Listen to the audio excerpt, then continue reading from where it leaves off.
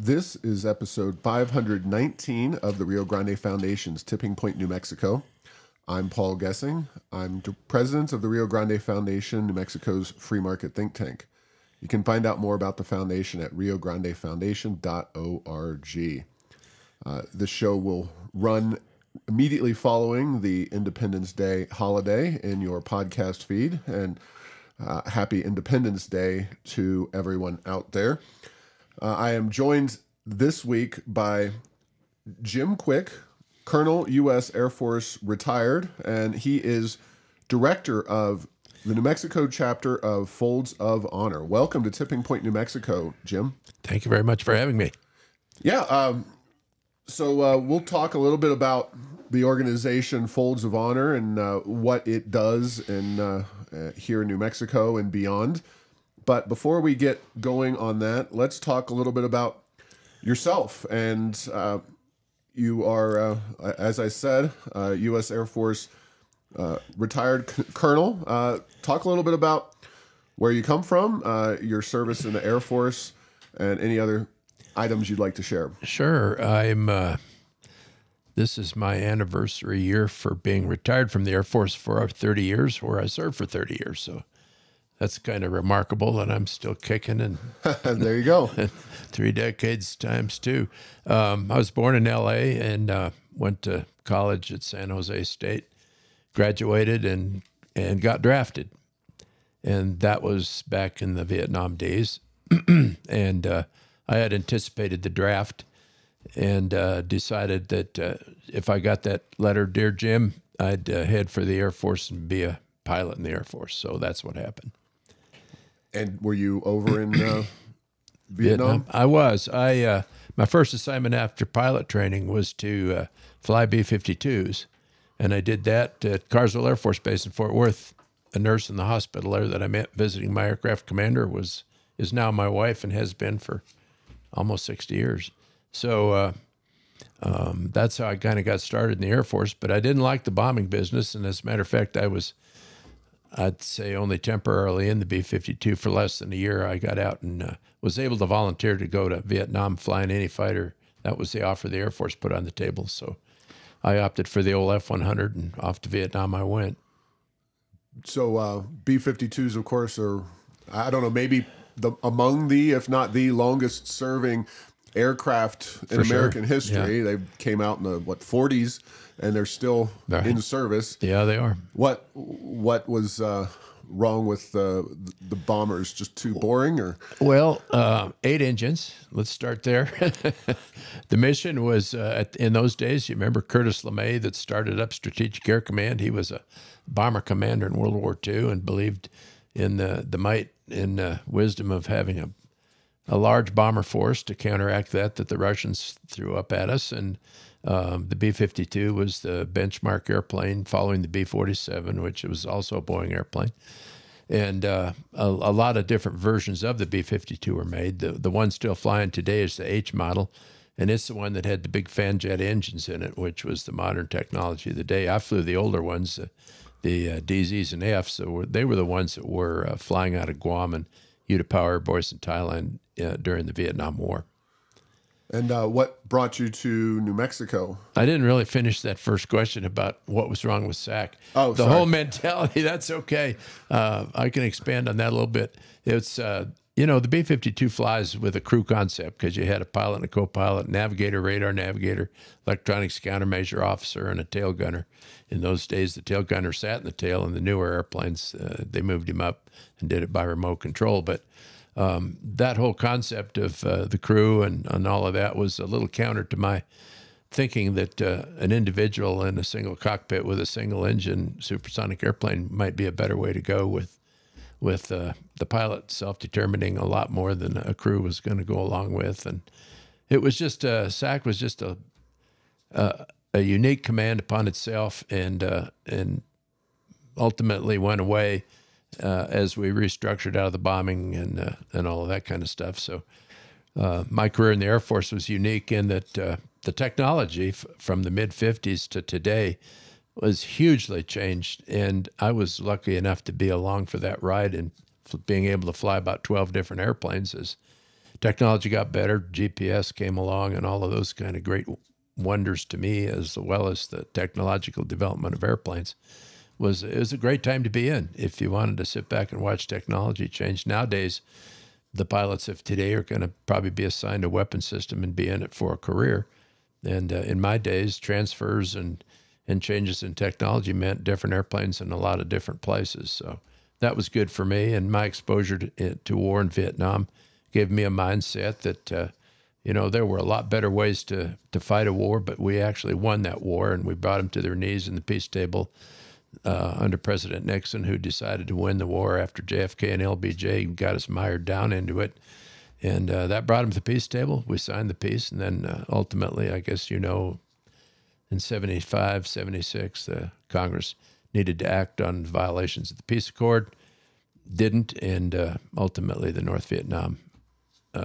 country North Vietnam now is, the proprietor of South Vietnam. And we didn't lose the war, but we lost the whole concept there. So move forward to coming to New Mexico. Now, this is a state that has a large military presence: Kirtland Air Force Base, Cannon Air Force Base, Holloman Air Force Base. A lot of military retirees. So you're by no means alone in no, I know. Coming to New Mexico. Were you ever stationed in New Mexico, or did that you just made a decision you wanted to be here? Well, I'd flown in and out of New Mexico. I was a test pilot in the Tucson Air Guard, testing A7 avionics software programs, and we'd come up to fly with the Taco Guard a lot because the Tacos had some test airspace on White Sands Missile Range Complex that we needed to use in the test pilot business. And so I got to know Albuquerque pretty well, and flying over New Mexico, I thought, what a great state in terms of geology. You can drive an hour in any direction and be in a whole different desert environment, high desert to alpine almost. And it's just a great place for that reason. I play golf. This is the best golf secret in the country. I think New Mexico's got great golf for a reasonable price. And so the Air Force moved me here. I had already retired from the Air Force. I was the director of safety for the Air Force Reserve headquarters in Warner Robins, Georgia, where golf is played with a blowing the gnats out of your ear before you swing, so you're not distracted. It was a pretty miserable place to play golf. But anyway, that was my pastime, as it was my wife and kids. And so the Air Force moved me out here because of a program I had developed called Operational Risk Management, and they wanted to employ it throughout the Air Force. So as a civilian, I was brought here to work at the Safety Center, which had just opened up its new offices on base here. So I did that for 3 years, and then left and opened up my own business for about 8 years, and then retired. All right. So Folds of Honor is the organization that you now head up the New Mexico chapter of. And, I'll just say it this way. There's a lot of organizations relating to the military, nonprofits, and organizations that are geared towards helping, ex-military, wounded, unwounded, whatever it may be. What niche does Folds of Honor specifically fill? Well, let me tell the story of the actual event that caused Folds of Honor to come into existence, and it's a pretty remarkable story. If you think about two separate stories, Dan Rooney, the founder, was on an airplane coming back from his second combat tour in Iraq. He was an F-16 pilot with the Tulsa Air National Guard, ultimately served 3 tours, but coming back from his second to Michigan is where his family was. He was running a golf course, and he was a golfer in college and went on to get a PGA career going, and then stayed in the Guard flying airplanes, his 2 life wishes. And on the airplane were the remains in the cargo hold of a young soldier who'd been killed in Iraq, and his twin brother, was escorting him home. The airplane landed in Michigan, and Dan, out the window, watched the procession of the casket to the family and witnessed the darkest days of a family in existence, I guess. And on the ramp was his young 4-year-old son, and just a bleak experience. And Dan at that time said, okay, we got to do more. We're not doing enough for our military. So he started Folds of Honor because he decided that, and there's a huge deficit in the VA benefit program in that none of the dependents are taken care of other than spousal support for some things, medical care. But he decided to start a scholarship program to offer education scholarships to the families of military that had lost a family member, had one disabled. Now, just to be clear, are these scholarships are for higher education, so for college? Or? Yeah, it's K through 12. Oh, K through 12 as well. Special needs, college education. Last year on 9/11, it was officially announced that Folds of Honor would be granting advanced degrees, technical training. So just pretty much you name it, and it's out there on the table. As a matter of fact, here in New Mexico, we are now sponsoring our first pre-med student. Very nice. Yeah, things are really changing fast. And on that note, coincident with that announcement was the announcement that Folds of Honor would now be providing that same support to families of first responders, police, fire, and emergency medical training or technical personnel.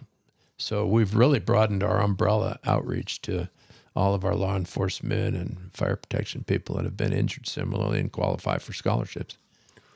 So your efforts are around fundraising for people right. here in New Mexico to get those scholarships? That's right. 80% of what we raise here in New Mexico stays here. Right now, we're currently supporting 33 active scholarships, costing annually $158,000. I expect that to grow because the umbrella's gotten larger, and we have had some of those types of accidents in our first responder community that the families can now apply for the scholastic help we can give them. That's excellent. How will, if any way, will the free college that the state has embarked upon impact you? Do you expect the program to evolve more for a K-12 kind of group of students, or where do you see that going? I think right now, as if you look at the accident last year where the Bernalillo County helicopter crashed, killing 3 law enforcement officers and an emergency medical technician, they were actively participating in the firefighting that was going on at the time. I don't know what the cause of the accident was, but all 4 of those people were killed. And that opened up the opportunity, as we saw it, in the number of dependents and spouses to 12 potential new scholarships. So at an average cost of $5,000, that's gonna pile on a larger liability than we've traditionally held here in New Mexico. So yes, I expect it to grow. One of our big challenges, and I thank you for this invitation to talk about it, is to get the word out across the state to all of the law enforcement, the fire protection, emergency personnel. Getting the word out is tough. It really is. It's tougher in the military. For the military families, kind of turtle up and go home, and it's hard. The outreach kind of stops from the military then. So I've relied upon Rotary, Kiwanis, and those kind of clubs to help me as I go around the state and talk about the Folds of Honor. So I've been lucky. I met Chief Steele at the Rio Rancho Police Department, and he said, hey, we're having a New Mexico Chief of Police conference. This was a couple of weeks ago, and I was able to go and speak to that. And I've never felt so safe in a room in my life. There's about 60 chiefs of police armed to the teeth in one room at the Embassy Suites. So we were in pretty good hands right there. But that went a long ways in getting the word out. We're starting to get some feedback now. I don't know exactly what the application picture looks like because the season for scholarship applications right now is closed. Although families can go on the internet and pre-register, get their accounts set up, the actual evaluation and selection process takes place January through May every year. Or I'm sorry. Now, when you talk about getting the word out, you mean that this is available. Folds of Honor stands by. Because you do have a great group of funding organizations that clearly some of your corporate sponsors can pony up quite a bit of money across the country. So it's great to have the problem that you're trying to find people who who have sacrificed in the line of duty, and then have family members that need help funding education in themselves and their families, et cetera. So that's a good problem to have. It is actually across the country. Folds of Honor opened up. We had just been a bunch of volunteers here in New Mexico raising money through a charitable checking account, basically to throw money into the Folds coffers to support these scholarships. We were called the Rio Grande Patriots when we first set up, but the Folds of Honor adopted a chapter program now, and we are now the New Mexico chapter of Folds of Honor under our own 501c3, and the foundation's corporate standing is the umbrella organization over what we do. So what we raise here, we like to say stays here, but in reality, everything we raise goes directly to the foundation and is returned to us via scholarships. So that there are 31 active chapters in the Folds of Honor right now, and it's growing slowly, one by one. The brand new one in Las Vegas just started up, and it's the first chapter that's been started up by a Folds recipient family because they felt so strongly about the aid that they got, sent 2 kids through college, that they wanted to do more. And so they're an active scholarship running charity now. So if people want to get involved, do they reach out to you? Yep, they can. And that could be if they're, ex-military or police or fire, and they have a child, and maybe there was an issue. They reach out to you either way. So yeah, they can give that information out. Yeah, newmexico.foldsofhonor.org. That'll get you right to our chapter website. As a matter of fact, if you add events to that /events, then you'll see both of our upcoming events listed on the website, and we've got them to where you can actually apply to attend both the golf tournament and the Patriot Dinner.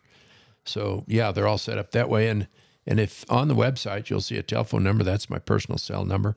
There's also an email that I get. So I'm easy to contact. And I'd ask that people listening to this that know of families that have been devastated by this injury or fatality in the first responder community or military, reach out to those families and let them know about this benefit that's out there waiting for them. Now, New Mexico, it is a beautiful state. It's got a lot of military presence.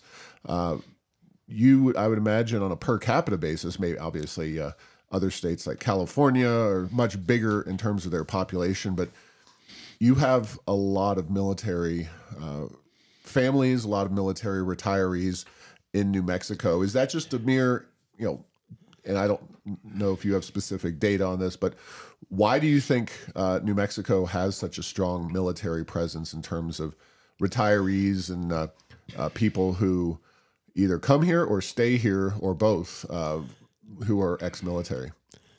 Well, I think in a lot of cases, when you're in the military and it's time to retire, you kind of take a look at where you are. Mm-hmm. I mean, like for us, in 30 years, I think we averaged a move every 2.5 years. That's pulling up stakes a lot of times, unsettling for kids and so forth. So I think staying where you're at's a good option always. And if it's a state that offers the kind of benefits and weather and all of those values that a family would evaluate, I think with the exception of, where New Mexico suffers most in education. Right. And other things that we unfortunately are dead last in that we're working on to get better. Education's one of them. And the one thing that gelled in my mind when I first heard about Folds of Honor, well, 2 things. One, it was started by a fighter pilot, and if fighter pilot's doing it, it's got to be good, right? There you go. And then the other thing is education. And I thought, these are great families. I've spent a career in the military. I know what military families are like. I know how they live and act, and I personally think that they're a cut above. And I think the kids that come out of those military families with low income, moves all the time, unsettling, but holding it all together are pretty strong units. And getting those kids educated and hoping that they stay here in New Mexico as educated citizens of New Mexico is a good thing for us. And I latched right onto that. I thought, well, that's a good thing for New Mexico. So we'll go out there and we'll raise funds to help support that. So yeah. Now, as to why people stay in New Mexico in the retirement area, I think an educated person can get a darn good job in New Mexico. unfortunately, we're not doing a good job of fielding that capability through the educational system in New Mexico. And so I think a well-educated and career-oriented person with good integrity, and that pretty well sums up military retirees, I think, it's a good place to go to work. And the beliefs or systems are adequate. We belong to a great church. I think medical care is questionable now, as it is all over the country. It's getting tough to get in to see a doctor everywhere. But the way the medical profession is taxed here in New Mexico, I think it's running off good doctors. Personally, that's not a real big plus. And I also kind of look at it like, if I was going to move a small business here, what are the reasons I would be concerned about or want? And medical care's up there. I'm getting off on a tangent with that, and then I have to look at education too. There's good private education in New Mexico, parochial as well as private. So I think there are good opportunities for good education. Like one of our recipient families, we're supporting both his kids in one of the parochial schools here, and they're doing great, straight A students. And he was blown up by an IED. He was a Marine Corps captain and came back to New Mexico. That's where he was from. I know there's been some tax changes in recent years for military pensions. I was just going to mention that. Yeah. That is a benefit. Excuse me. And as a matter of fact, this is year 2 of those benefits that are evolving. Right. So now, they're not permanent necessarily. I mean, nothing's permanent in politics, but if your state doesn't have a personal income tax, your pensions aren't taxed, I believe. But if you are here in New Mexico, recently that became, the exemption became greater. So that's a benefit certainly to ex-military who want to stay here or retire here. Right. And, of course, a lot of the ex-military folks, they're coming out in their 40s and 50s. So frequently they're looking for things to do, looking for businesses to run or be involved with. And so those are people who can be very beneficial to the state of New Mexico and hopefully continue to be productive citizens. Yeah, it's. I think the military retirement community is an asset for New Mexico. I really do. Yeah, it's a significant group of people here. I remember before they redistricted, I know District 1, Heather Wilson's old district was the highest percentage of ex-military, I think, of any congressional district in the entire country. And I'm sure that number hasn't changed too much, although the congressional district has changed. So, well, we've got the highest per capita number of PhDs with all the national labs that we have here in New Mexico, and all of the technology, White Sands Missile Range, Holloman, Kirtland, Cannon Air Force Base, all of that technology breeds tremendous careers for people, and with the high level of PhDs and the technology involved, that's a profession that needs that caliber person in it, and we could really do a lot for ourselves by bringing more of that talent into New Mexico, and I think the military does that to a large degree. Yeah, the NAEP scores, National Assessment of Educational Progress. It's a federal test, and we've decried, unfortunately, New Mexico is at the very bottom when it comes to those results. But the DOD schools are at the very, very top. And you mentioned the military families, and with all the challenges and whatnot that they face, they still have very high educational outcomes for the kids attending those Department of Defense schools. And that speaks very highly. Now, obviously, not everybody in the military sends their kids to a DOD school. Are you familiar with how that specifically works? When you're in the military, who would you send your child to a traditional public school, and how would that impact those families and their decision making here in Albuquerque? Well, here's education in the military. There aren't a lot of people in the civilian world that understand the level of education that a military member goes through, because the military throws a lot of educational benefits in your path. First, your professional military education, which is, let's say you come in to be a tank driver, and that's a school that won't quit, learning how to drive a tank. And then if you're good at driving a tank, maybe they'll put you in charge of 6 tanks that other people are driving, and now you're a commander. And then there's a school for that. And it just goes on and on. In the officer corps, there's 3 major schools that are required for your promotion, literally. They're optional, but if you don't take them, you don't get promoted. So it's out there, and you can do it by correspondence or in person. So there's a tremendous opportunity in military professional education. Outside of that, the military encourages everybody to go back to school, civilian school, get civilian degrees. I went back and got a master's and was working on my PhD when I retired.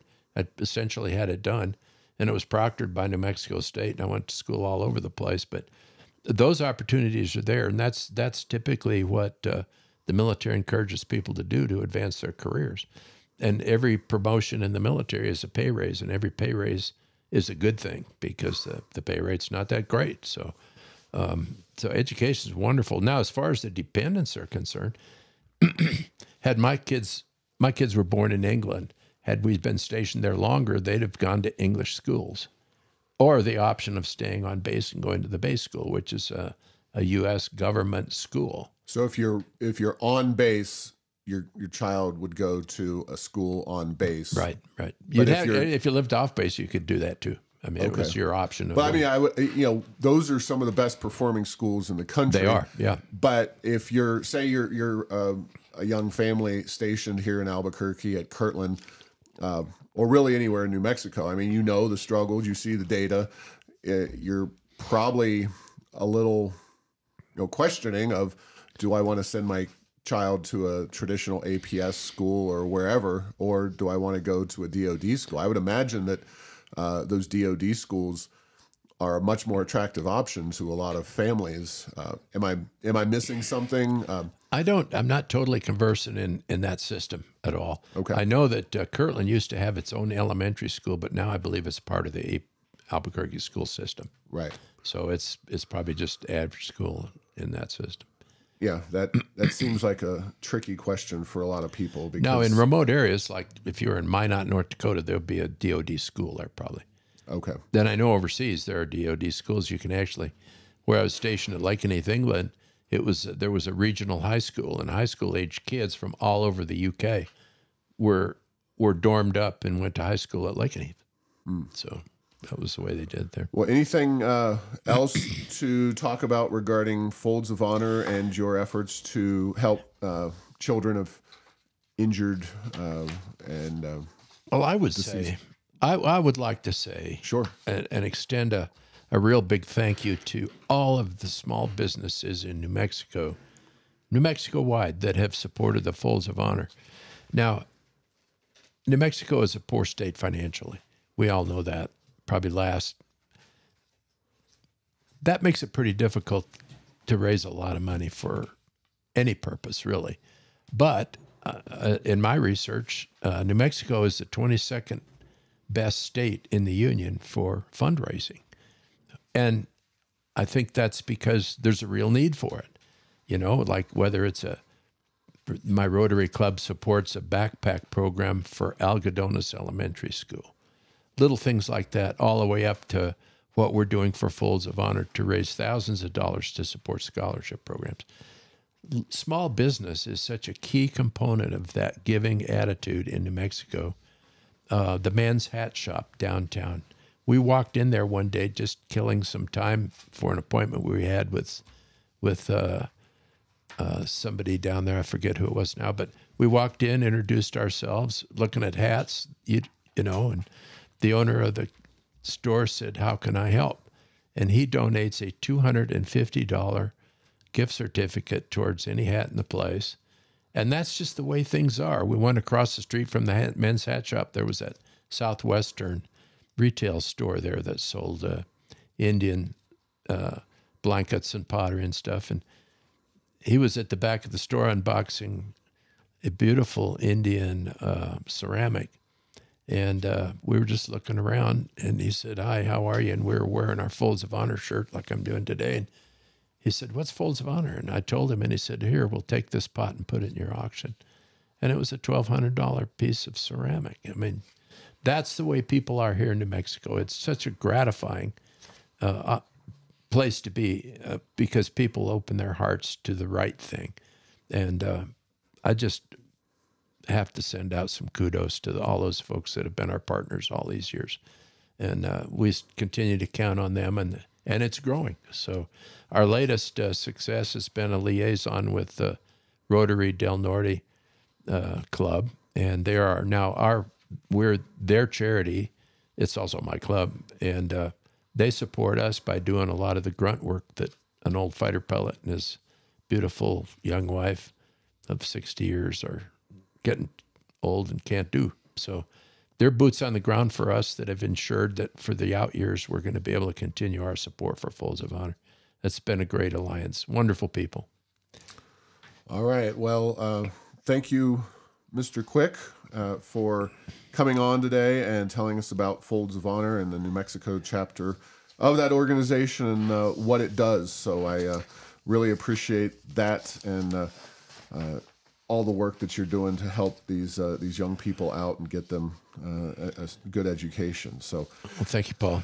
All right. Thanks for listening to this week's episode. Find all episodes at tippingpointnm.com or at the Rio Grande Foundation's YouTube channel. Subscribe to this show at Apple, Stitcher, or tell Google Home to play Tipping Point New Mexico. Thanks to Path 3 Marketing for producing this show.